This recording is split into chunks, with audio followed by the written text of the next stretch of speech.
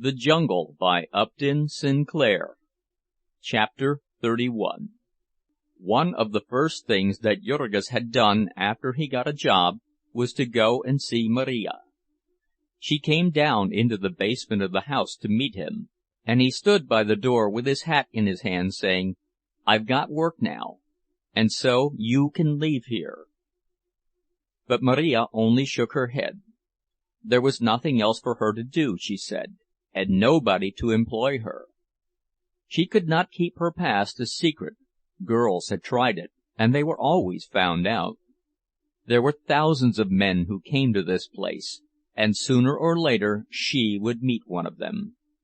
And besides, Marija added, "I can't do anything. I'm no good. I take dope. What could you do with me?" "Can't you stop?" Jurgis cried. "No," she answered, "I'll never stop. What's the use of talking about it? I'll stay here till I die, I guess. It's all I'm fit for." And that was all that he could get her to say. There was no use trying. When he told her he would not let Elzbieta take her money, she answered indifferently, "Then it'll be wasted here, that's all." Her eyelids looked heavy, and her face was red and swollen. He saw that he was annoying her, that she only wanted him to go away. So he went, disappointed and sad. Poor Jurgis was not very happy in his home life.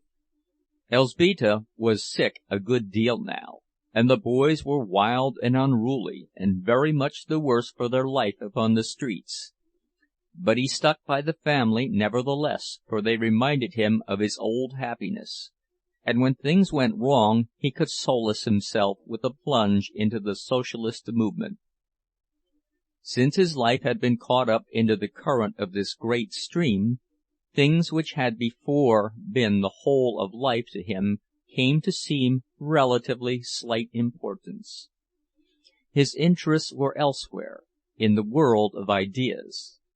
His outward life was commonplace and uninteresting.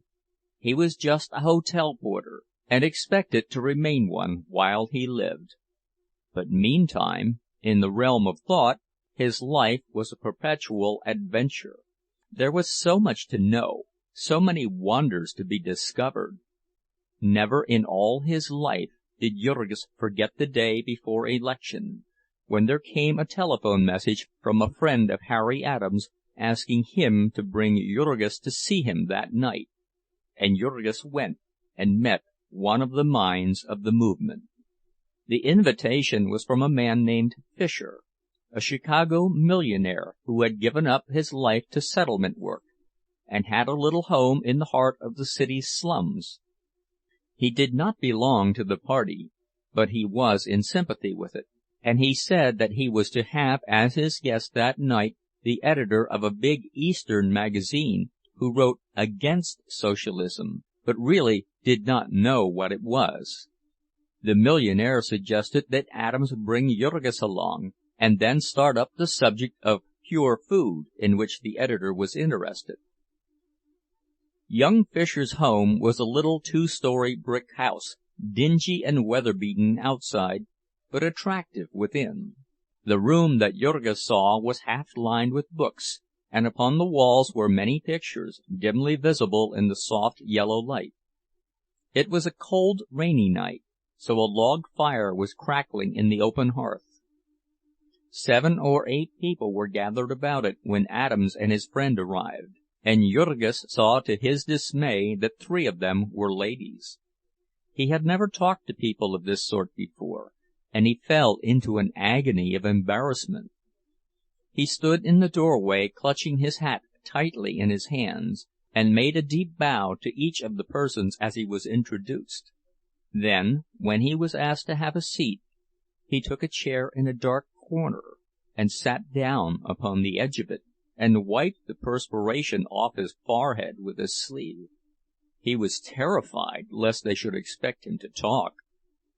There was the host himself, a tall, athletic young man, clad in evening dress, as also was the editor, a dyspeptic-looking gentleman named Maynard. There was the former's frail young wife, and also an elderly lady who taught kindergarten in the settlement, and a young college student, a beautiful girl with an intense and earnest face. She only spoke once or twice while Jurgis was there. The rest of the time she sat by the table in the center of the room, resting her chin in her hands and drinking in the conversation. There were two other men, whom young Fisher had introduced to Jurgis as Mr. Lucas and Mr. Schliemann. He heard them address Adams as "comrade," and so he knew that they were socialists. The one called Lucas was a mild and meek-looking little gentleman of clerical aspect. He had been an itinerant evangelist, it transpired, and had seen the light and become a prophet of the new dispensation. He traveled all over the country, living like the apostles of old upon hospitality, and preaching upon street corners when there was no hall. The other man had been in the midst of a discussion with the editor when Adams and Jurgis came in, and at the suggestion of the host they resumed it after the interruption. Jurgis was soon sitting spellbound, thinking that here was surely the strangest man that had ever lived in the world. Nicholas Schliemann was a Swede, a tall, gaunt person with hairy hands and bristling yellow beard. He was a university man, and had been a professor of philosophy, until, as he said, he had found that he was selling his character as well as his time. Instead, he had come to America, where he lived in a garret room in this slum district, and made volcanic energy take the place of fire. He studied the composition of foodstuffs, and knew exactly how many proteids and carbohydrates his body needed, and by scientific chewing he said that he tripled the value of all he ate, so that it cost him 11 cents a day. About the 1st of July he would leave Chicago for his vacation, on foot, and when he struck the harvest fields he would set to work for $2.50 a day, and come home when he had another year's supply, $125. That was the nearest approach to independence a man could make under capitalism, he explained. He would never marry, for no sane man would allow himself to fall in love until after the Revolution. He sat in a big armchair with his legs crossed, and his head so far in the shadow that one saw only two glowing lights reflected from the fire on the hearth. He spoke simply and utterly without emotion. With the manner of a teacher setting forth to a group of scholars an axiom in geometry, he would enunciate such propositions as made the hair of an ordinary person rise on end. And when the auditor had asserted his non-comprehension, he would proceed to elucidate by some new proposition, yet more appalling. To Jurgis, the Herr Dr. Schliemann assumed the proportions of a thunderstorm or an earthquake. And yet, strange as it might seem, there was a subtle bond between them, and he could follow the argument nearly all the time. He was carried over the difficult places in spite of himself, and he went plunging away in mad career, a very Mazeppa ride upon the wild horse speculation.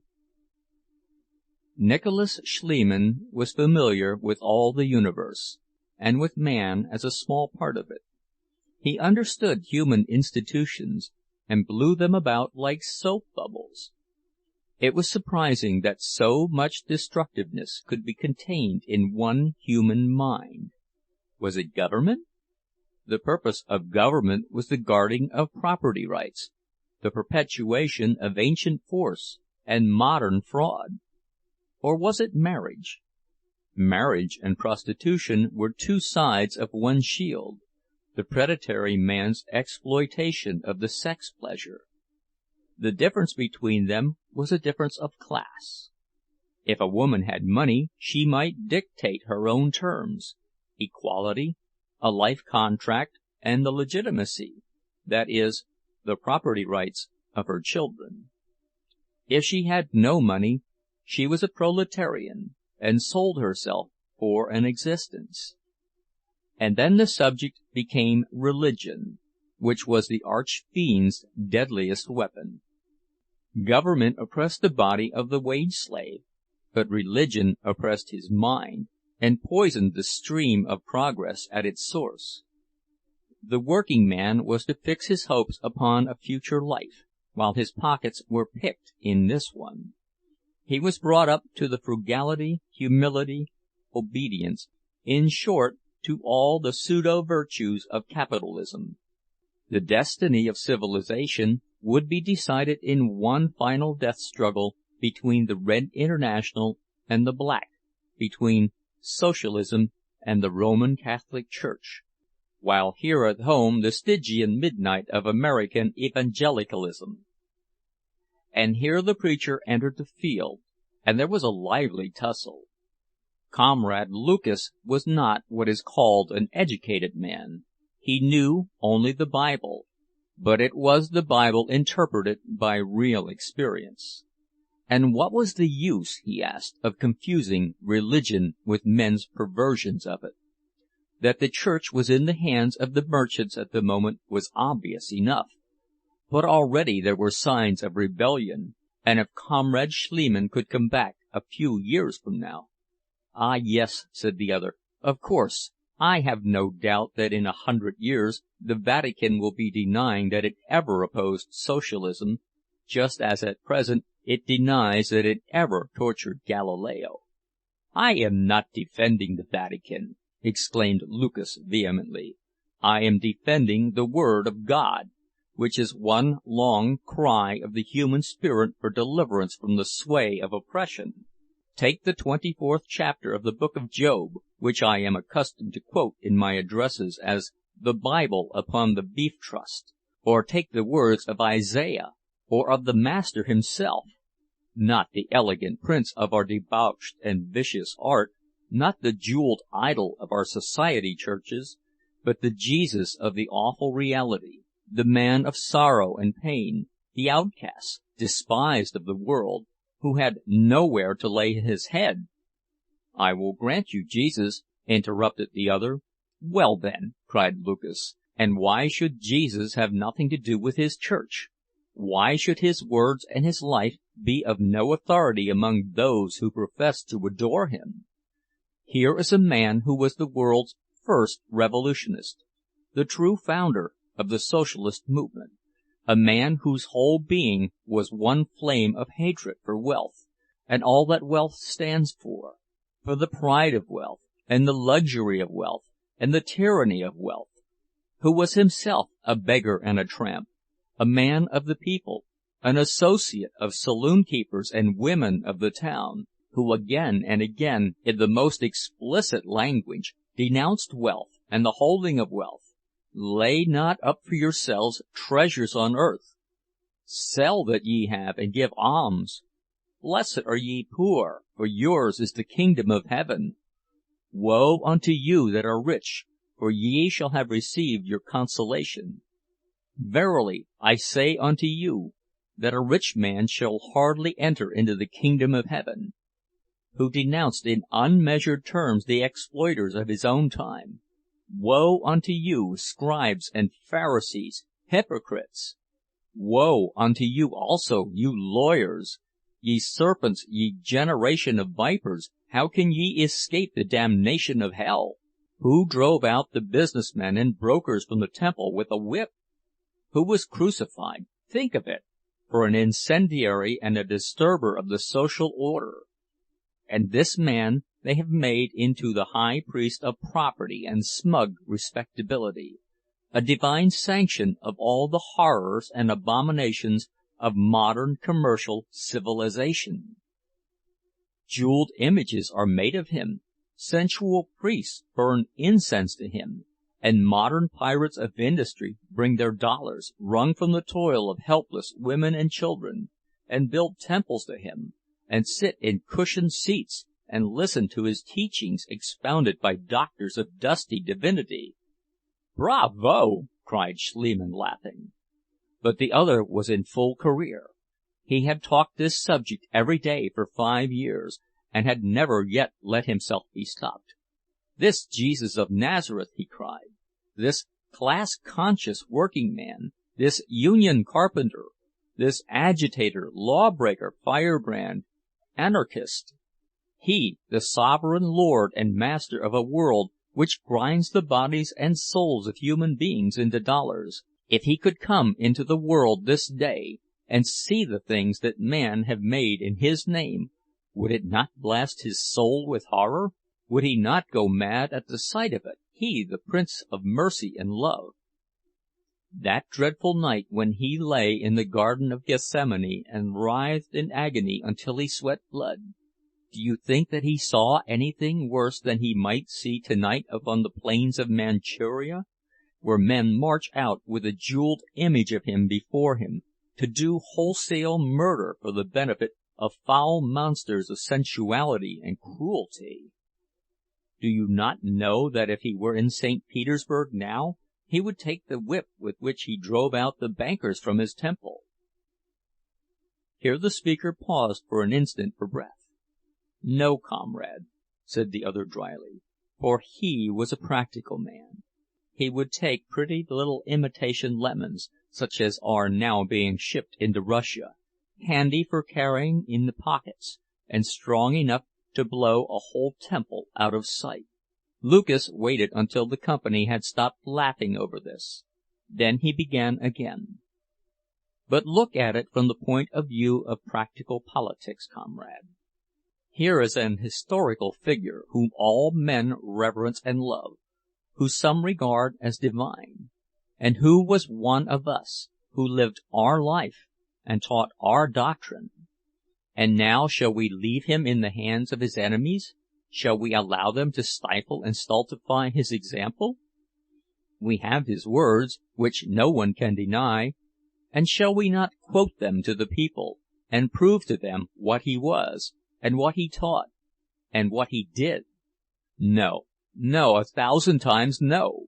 We shall use his authority to turn out the knaves and sluggards from his ministry, and we shall yet rouse the people to action." Lucas halted again, and the other stretched out his hand to a paper on the table. "Here, comrade," he said with a laugh, "here is a place for you to begin. A bishop whose wife has just been robbed of $50,000 worth of diamonds, and a most unctuous and oily of bishops, an eminent and scholarly bishop, a philanthropist and friend of labor bishop, a civic federation decoy duck for the chloroforming of the wage working man." To this little passage of arms the rest of the company sat as spectators. But now Mr. Maynard, the editor, took occasion to remark, somewhat naively, that he had always understood that Socialists had a cut-and-dried program for the future of civilization, whereas here were two active members of the party who, from what he could make out, were agreed about nothing at all. Would the two, for his enlightenment, try to ascertain just what they had in common, and why they belonged to the same party? This resulted, after much debating, in the formulating of two carefully worded propositions. First, that a Socialist believes in the common ownership and democratic management of the means of producing the necessities of life. And second, that a Socialist believes that the means by which this is to be brought about is the class-conscious political organizations of the wage earners. Thus far they were at one, but no farther. To Lucas, the religious zealot, the cooperative commonwealth was the New Jerusalem, the kingdom of heaven, which is within you.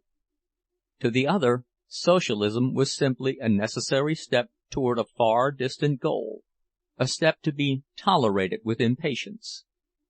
Schliemann called himself a philosophic anarchist, and he explained that an anarchist was one who believed that the end of human existence was the free development of every personality, unrestricted by laws save those of its own being. Since the same kind of match would light everyone's fire, and the same shaped loaf of bread would fill everyone's stomach, it would be perfectly feasible to submit industry to the control of a majority vote. There was only one earth, and the quantity of material things was limited. Of intellectual and moral things, on the other hand, there was no limit, and one could have more without another's having less. Hence, communism in material production, anarchism in intellectual, was the formula of modern proletarian thought. As soon as the birth agony was over, and the wounds of society had been healed, there would be established a simple system, whereby each man was credited with his labor and debited with his purchases. And after that, the processes of production, exchange, and consumption would go on automatically, and without our being conscious of them, any more than a man is conscious of the beating of his heart. And then, explained Schliemann, society would break up into independent, self-governing communities of mutually congenial persons, examples of which at present were clubs, churches, and political parties. After the Revolution, all the intellectual, artistic, and spiritual activities of men would be cared for by such free associations. Romantic novelists would be supported by those who liked to read romantic novels, and Impressionist painters would be supported by those who liked to look at Impressionist pictures. And the same with preachers and scientists, editors and actors and musicians. If anyone wanted to work or paint or pray, and could find no one to maintain him, he could support himself by working part of the time. That was the case at present, the only difference being that the competitive wage system compelled a man to work all the time to live, while after the abolition of privilege and exploitation, anyone would be able to support himself by an hour's work a day.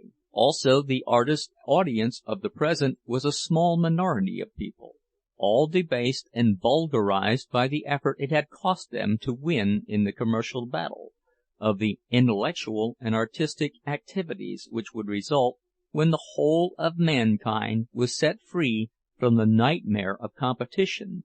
We could at present form no conception whatever. And then the editor wanted to know upon what ground Dr. Schliemann asserted that it might be possible for a society to exist upon an hour's toil by each of its members. Just what, answered the other, would be the productive capacity of society if the present resources of science were utilized, we have no means of ascertaining. But we may be sure it would exceed anything that would sound reasonable to minds inured to the ferocious barbarities of capitalism. After the triumph of the international proletariat, war would of course become inconceivable. And who can figure the cost of war to humanity?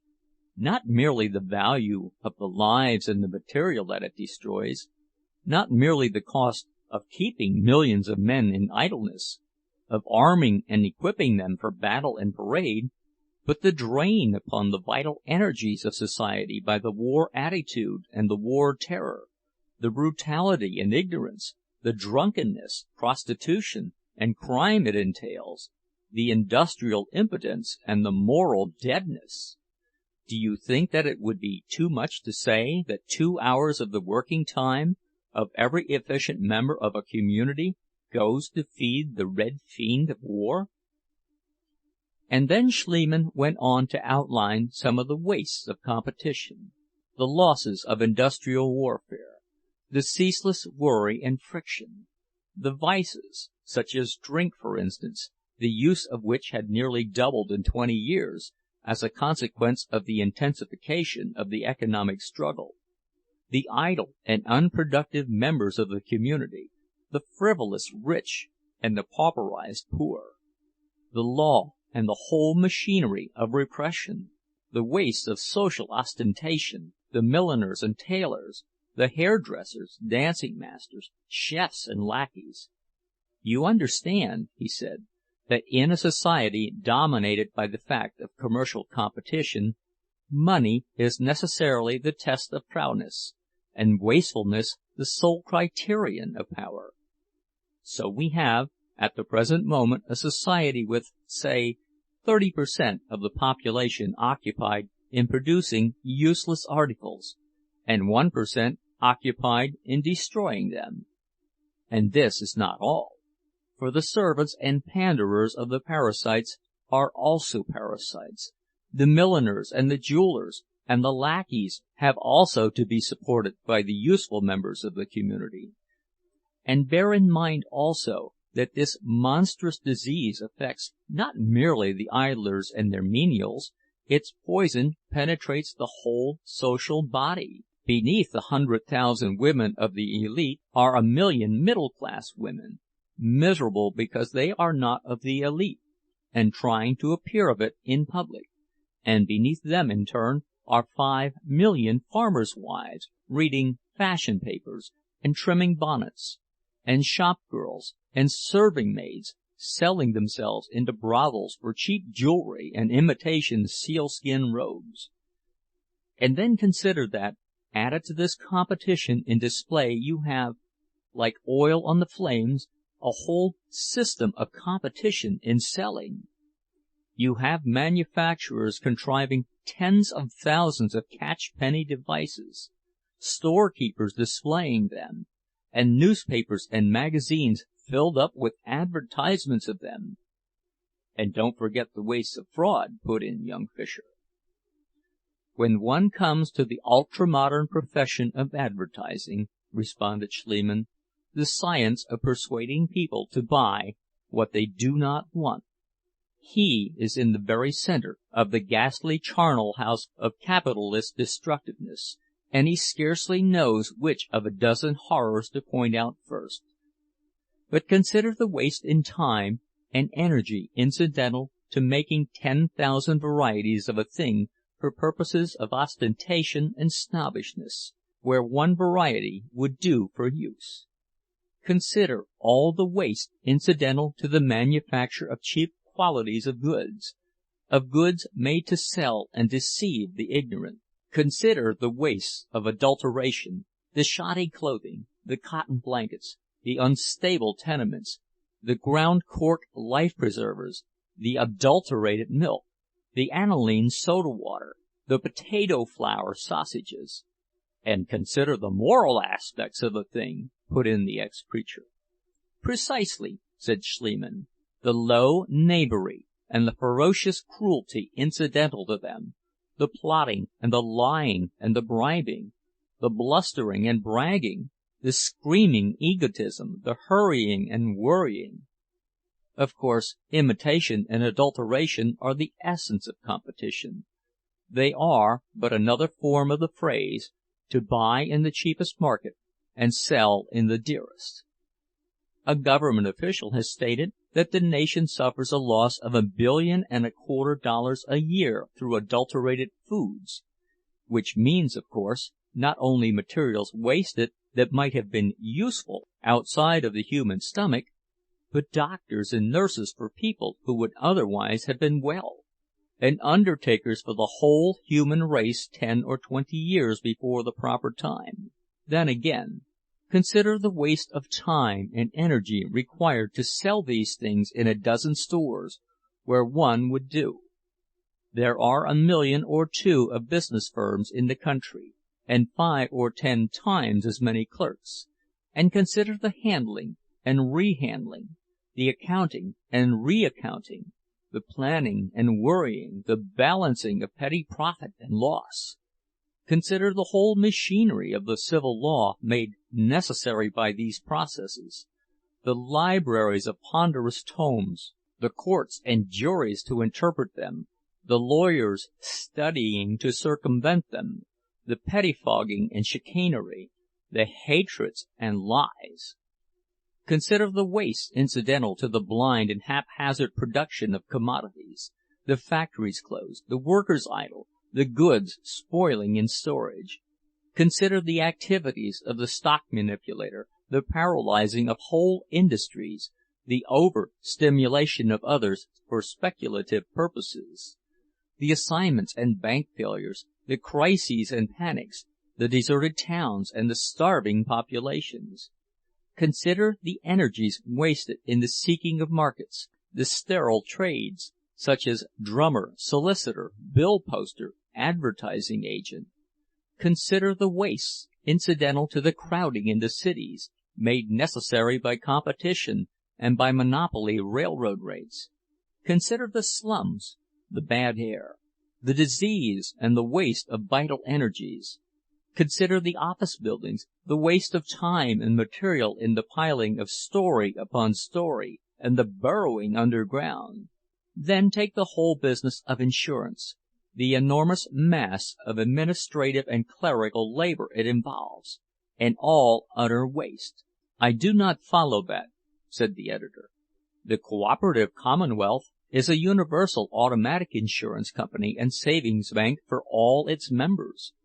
Capital being the property of all, injury to it is shared by all and made up by all. The bank is the universal government credit account, the ledger in which every individual's earnings and spendings are balanced. There is also a universal government bulletin, in which are listed and precisely described everything which the Commonwealth has for sale. As no one makes any profit by the sale, there is no longer any stimulus to extravagance, and no misrepresentation, no cheating, no adulteration or imitation, no bribery or grafting." "How is the price of an article determined?" "The price is the labor it has cost to make and deliver it, and it is determined by the first principles of arithmetic. The 1,000,000 workers in the nation's wheat fields have worked 100 days each, and the total product of the labor is 1,000,000,000 bushels, so the value of a bushel of wheat is the 10th part of a farm labor day. If we employ an arbitrary symbol, and pay, say, $5 a day for farm work, then the cost of a bushel of wheat is 50 cents. "You say for farm work," said Mr. Maynard. "Then labor is not to be paid alike?" "Manifestly not, since some work is easy and some hard, and we should have millions of rural mail carriers and no coal miners. Of course, the wages may be left the same and the hours varied. One or the other will have to be varied continually, according as a greater or less number of workers is needed in any particular industry. That is precisely what is done at present, except that the transfer of the workers is accomplished blindly and imperfectly, by rumors and advertisements, instead of instantly and completely by a universal government bulletin." "How about those occupations in which time is difficult to calculate? What is the labor cost of a book?" "Obviously, it is the labor cost of the paper, printing, and binding of it, about 1/5 of its present cost." "And the author?" "I have already said that the state could not control intellectual production. The state might say that it had taken a year to write the book, and the author might say it had taken 30. Goethe said that every bon mot of his had cost a purse of gold. What I outline here is a national, or rather international, system for the providing of the material needs of men. Since a man has intellectual needs also, he will work longer, earn more, and provide for them to his own taste and in his own way. I live on the same earth as the majority, I wear the same kind of shoes, and sleep in the same kind of bed, but I do not think the same kind of thoughts, and I do not wish to pay for such thinkers as the majority selects. I wish such things to be left to free effort, as at present.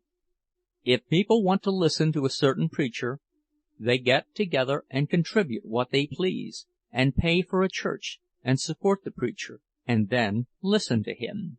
I, who do not want to listen to him, stay away, and it costs me nothing. In the same way, there are magazines about Egyptian coins and Catholic saints and flying machines and athletic records, and I know nothing about any of them.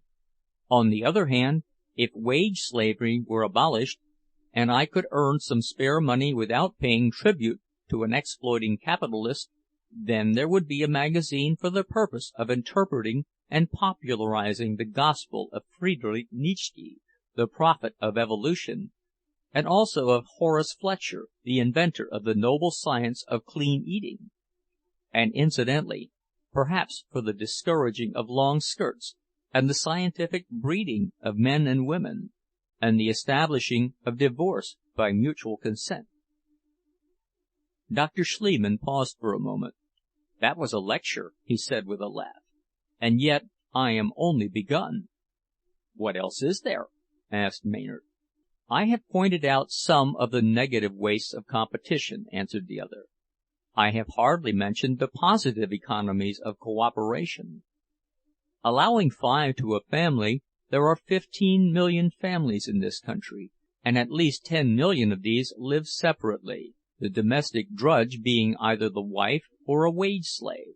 Now, set aside the modern system of pneumatic house cleaning and the economies of cooperative cooking, and consider one single item, the washing of dishes. Surely it is moderate to say that the dishwashing for a family of 5 takes half an hour a day. With 10 hours as a day's work, it takes, therefore, 500,000 able-bodied persons, mostly women, to do the dishwashing of the country. And note that this is a most filthy and deadening and brutalizing work, that it is a cause of anemia, nervousness, ugliness, and ill temper, of prostitution, suicide, and insanity, of drunken husbands and degenerate children, for all of which things the community has naturally to pay. And now consider that in each of my little free communities there would be a machine which would wash and dry the dishes, and do it not merely to the eye and the touch, but scientifically, sterilizing them, and do it at a saving of all the drudgery and 9/10 of the time. All of these things you may find in the books of Mrs. Gilman, and then take Kropotkin's fields, factories, and workshops, and read about the new science of agriculture, which has been built up in the last 10 years, by which, with made soils and intensive culture, a gardener can raise 10 or 12 crops in a season, and 200 tons of vegetables upon a single acre, by which the population of the whole globe could be supported on the soil now cultivated in the United States alone. It is impossible to apply such methods now, owing to the ignorance and poverty of our scattered farming population. But imagine the problem of providing the food supply of our nation once taken in hand systematically and rationally by scientists. All the poor and rocky land set apart for a national timber reserve, in which our children play, and our young men hunt, and our poets dwell. The most favorable climate and soil for each product selected, the exact requirements of the community known, and the acreage figured accordingly. The most improved machinery employed, under the direction of expert agricultural chemists. I was brought up on a farm, and I know the awful deadliness of farm work, and I like to picture it all as it will be after the Revolution.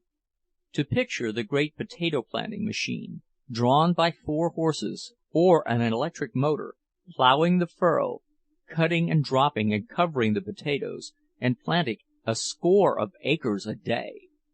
To picture the great potato digging machine run by electricity, perhaps, and moving across a 1,000-acre field, scooping up earth and potatoes, and dropping the latter into sacks. To every other kind of vegetable and fruit handled in the same way, apples and oranges picked by machinery, cows milked by electricity, things which are already done, as you may know. To picture the harvest fields of the future, to which millions of happy men and women come for a summer holiday, brought by special trains, the exactly needful number to each place.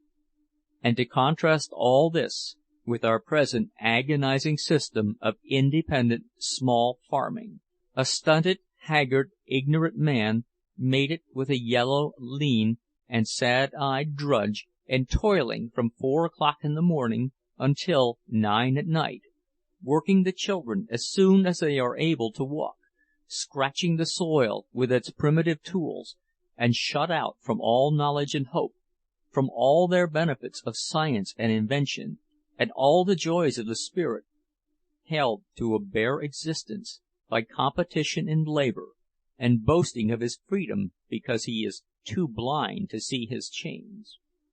Dr. Schliemann paused for a moment, and then he continued, "Place beside this fact of an unlimited food supply the newest discovery of physiologists, that most of the ills of the human system are due to overfeeding. And then again, it has been proven that meat is unnecessary as a food, and meat is obviously more difficult to produce than vegetable food, less pleasant to prepare and handle, and more likely to be unclean. But what of that, so long as it tickles the palate more strongly?" "How would socialism change that?" asked the girl student quickly. It was the first time she had spoken. "So long as we have wage slavery," answered Schliemann, "it matters not in the least how debasing and repulsive a task may be. It is easy to find people to perform it. But just as soon as labor is set free, then the price of such work will begin to rise. So one by one the old, dingy, and unsanitary factories will come down. It will be cheaper to build new. And so the steamships will be provided with stoking machinery, and so the dangerous trades will be made safe, or substitutes will be found for their products. In exactly the same way, as the citizens of our industrial republic become refined, year by year the cost of slaughterhouse products will increase, until eventually those who want to eat meat will have to do their own killing. And how long do you think the custom would survive then? To go on to another item, one of the necessary accompaniments of capitalism in a democracy is political corruption. And one of the consequences of civic administration by ignorant and vicious politicians is that preventable diseases kill off half our population. And even if science were allowed to try, it could do little, because the majority of human beings are not yet human beings at all, but simply machines for the creating of wealth for others. They are penned up in filthy houses and left to rot and stew in misery, and the conditions of their life make them ill faster than all the doctors in the world could heal them. And so, of course, they remain as centers of contagion, poisoning the lives of all of us, and making happiness impossible for even the most selfish.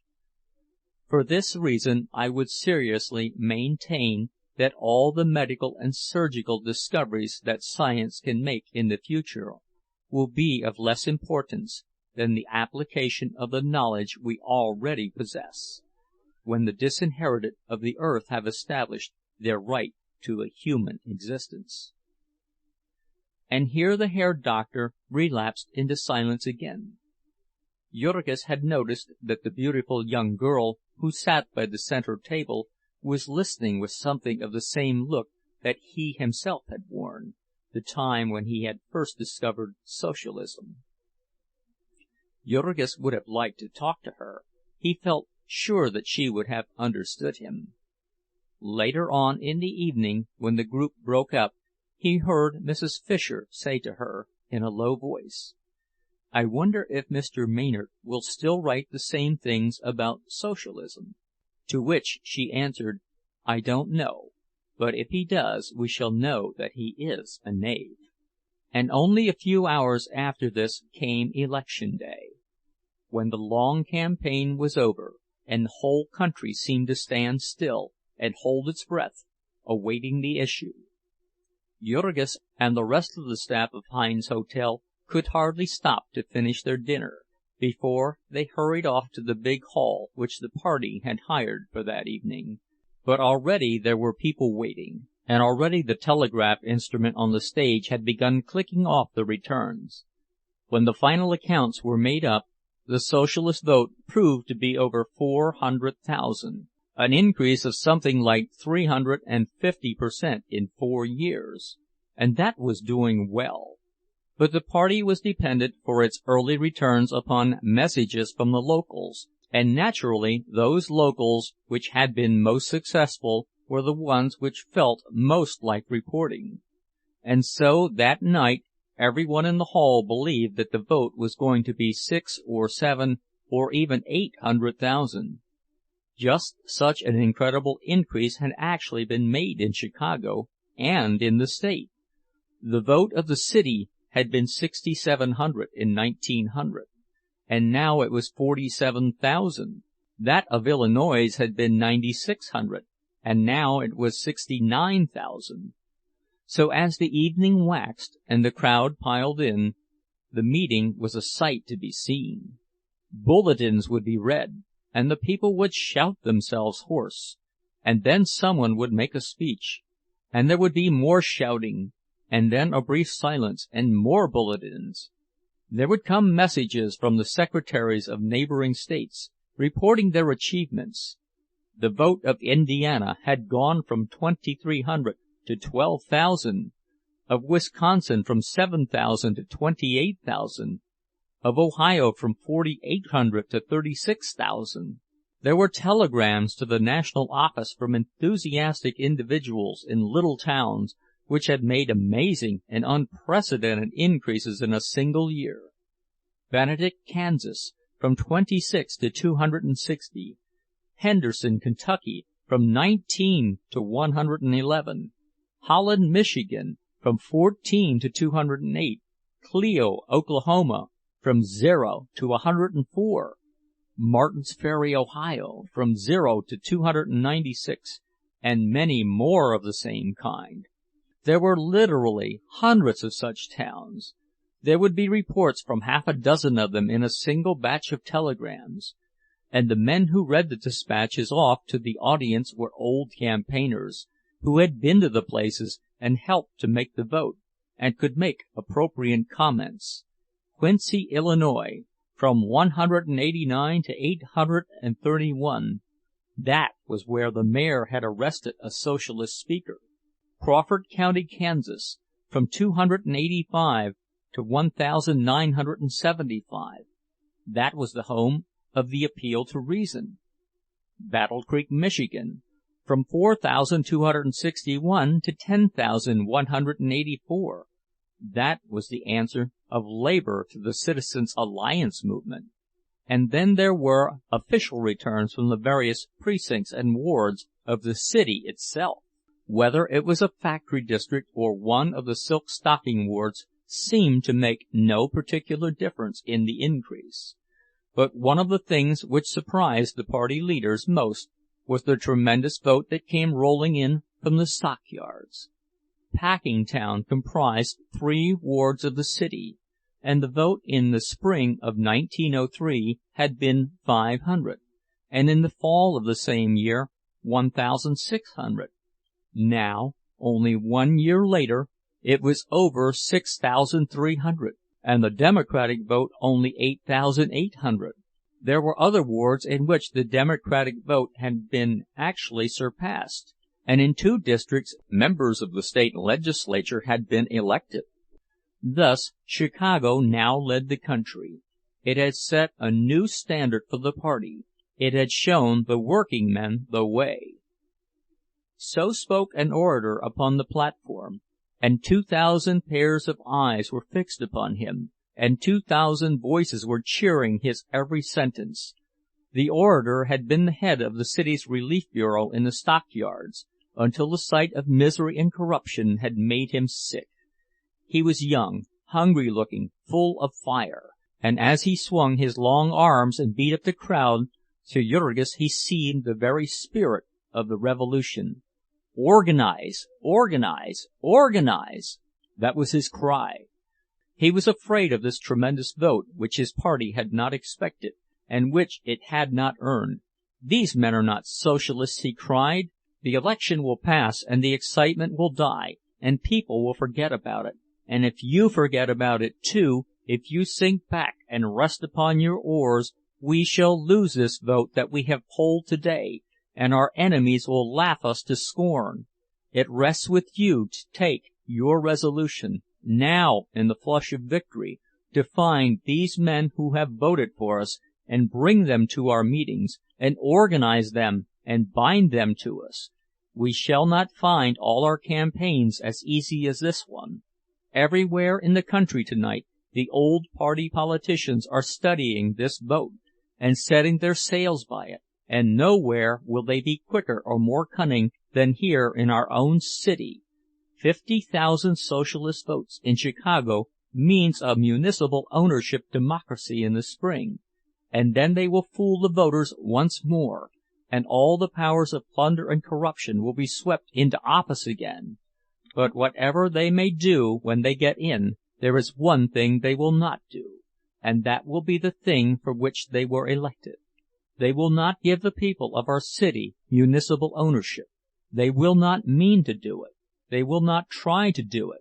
All that they will do is give our party in Chicago the greatest opportunity that has ever come to socialism in America. We shall have the sham reformers self-stultified and self-convicted. We shall have the radical democracy left without a lie with which to cover its nakedness.